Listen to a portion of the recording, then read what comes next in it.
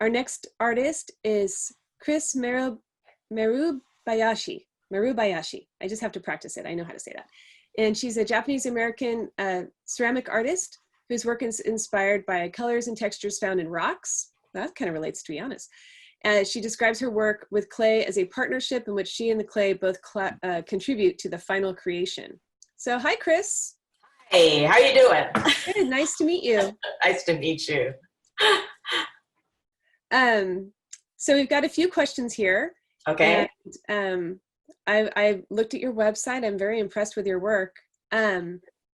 What is your artistic process like? What can you tell us about that? Well, I'm pretty spontaneous. I'll say that. I actually work a lot with the clay, and the clay is the final determinant, you know.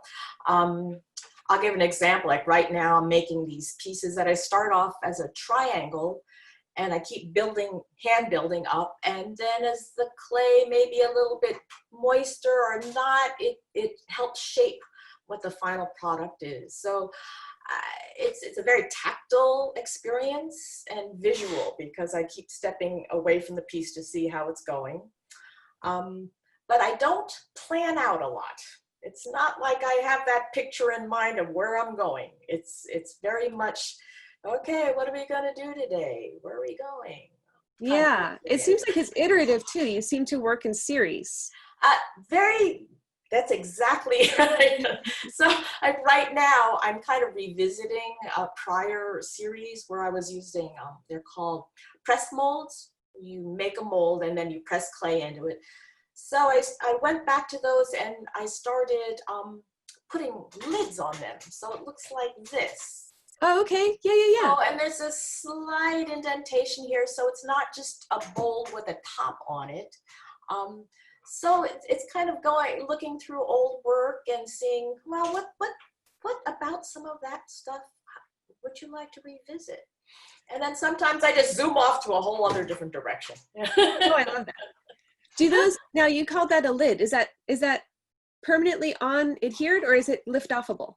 No, it's permanently on. Yeah. Okay. Yeah, that they have the appearance of being solid. So that's really wonderful to know that they're hollow. Yeah, no, there were other forms I made that were triangle shapes that I called horizontal mountains, and people were very reluctant to lift them. I said, oh, not here. Yeah. Really light. I said, oh, well, because it's hollow. Yeah. Otherwise, it's kind of a waste of clay. I guess so. I like that they have that illusion of being heavy and they're actually light. Yeah. They also seem to defy gravity. You're really good with balancing things. Well, you know, we're talking about process and inspiration. Besides other artists, architects, my father was an architect. He was a landscape architect. And one of the things that I remember him doing a lot is he just felt things should be light. So he was always doing this with his hands. And to me, that translates to cantilevered out shapes defying gravity. So okay, that's how I came to those. Yeah. I like that you explained that connection with your work. So our second question on the list is, what influences or inspires your work? You've answered that a little bit, but maybe you have some other insights to that.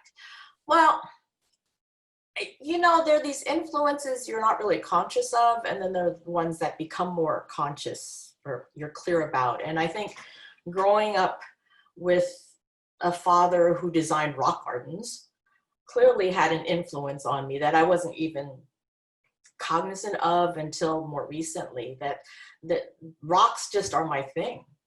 Yeah. The prior artist was talking about traveling, and I traveled to look at rocks. I mean, I've gone to Iceland to look at the basalt columns. They're just amazing. But that's part, so it's rocks, nature, and then other artists. Not so much what they're doing, but even how they're doing what they're doing. Because I'm not so much interested in replicating others' works, but often there's technical stuff that they're doing that I have no clue about that can help me do whatever I'm going to do. So, but ceramics, I love what's being done in wood. Mm-hmm. And metal. I've done some blacksmithing that is just So much fun. You know, these fire people, those of us who are fire people, just we get attracted to those hot kilns, you know. Yeah, I love that. Rocks are, I find a lot of inspiration in rocks too. I just think that they're you know, I think that they're soothing because they've obviously been around a very long time, right. and they're going to be here a lot longer than we are, and I think Right. that's Right. something's affirming about that. Although I went to visit Hawaii and I experienced volcanoes, and I thought, these are brand new baby rocks. These rocks are and then someone with a more scientific mind than me said, I don't know if those are baby rocks. I thought, of course they're baby rocks. They just happened, you know. So I don't know. Maybe not all rocks are old. Well, and I think there are lessons from nature, you know, that there have been things that have been around for a long time, but they also break apart. So nothing is totally permanent. And I think that's an important lesson we can learn from nature too. Absolutely. Oh, I feel like I could talk to you all day, but I need to be careful about the time. And I love that you're laughing so much. It's you're a you know, you're a gregarious person. Yeah. Well, there's a lot going on in the world now, and you know, those of us who have a roof over our head and have food, you know, we're unfortunately we're very lucky, you know. So I'm excited when I get my Instacart deliveries, you know. It's like, oh, look at new food. Yeah, so, we call grocery shopping a date. That's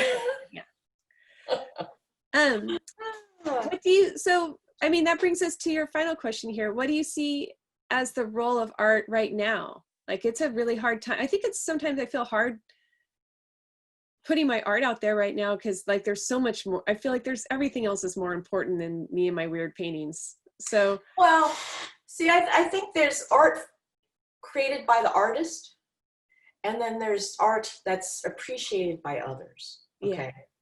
And I think in times like this, art is important for both parts, because as being an artist, I mean, we're all experiencing so many different things in our lives.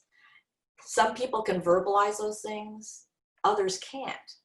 Others play music to show what they're feeling, show their emotions, what they're going through. Others create artwork, and I think that's a real important part of being able to get through periods of time like this. And again, it's both for the artists and the people who appreciate art, and for those people who don't think they're artists but actually should just give it a try. Because we could get very heady in this time periods and hunker down. But I think there's a lot going on inside that needs to come out in whatever way, whether it's singing or writing or dancing, or, I mean, I played Japanese drums, taiko, playing drums.